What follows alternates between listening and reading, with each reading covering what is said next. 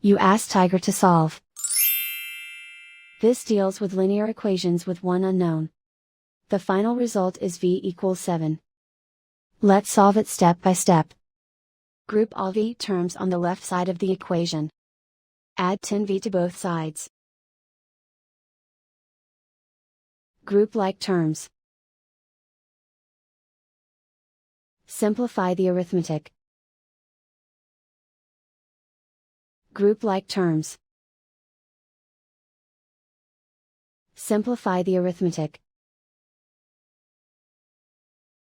Group all constants on the right side of the equation. Subtract 3 from both sides. Simplify the arithmetic.